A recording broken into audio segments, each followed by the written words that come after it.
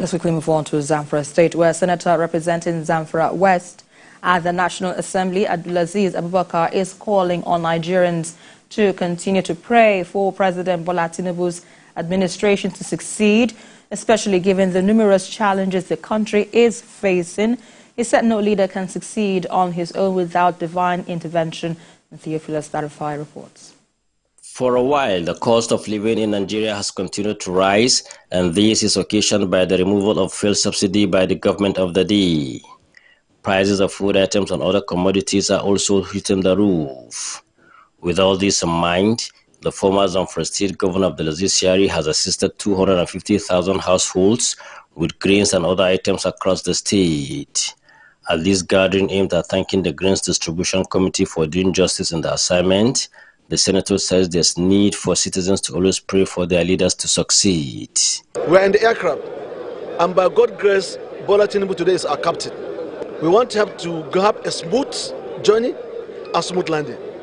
So how can we do that? It's only by intensifying prayer for him. Prayer for president is just as important as anything, because we rely on him to manage our economy, we rely on him to manage our security. So therefore, president needs a prayer more than any other person in this country, more than myself, more than any other person. So I'm calling on all people here to intensify prayer for the president. In Zamfara now today, 7 o'clock, you cannot move to anywhere. Why? Because of insecurity. But if God help him tackle that insecurity, we continue moving to 247. The former Zamfara governor further comments the sincerity of the Grains Distribution Committee and says they can be of help in getting data of after-school children across the state to return them back to classrooms. So by doing this exercise, they are doing household by household.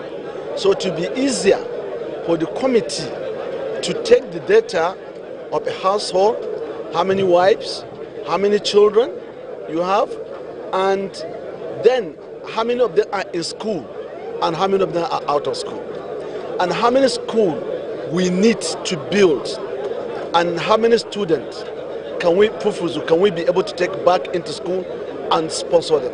It's not only taking them into school, but also to sponsor the education. We know how hard the country is. Mr. Yari says poverty and injustice from leaders are among other factors responsible for the security challenges facing Zamfara. He promised to increase the number of beneficiaries from 250,000 households to 700,000. Theophilus Darifai.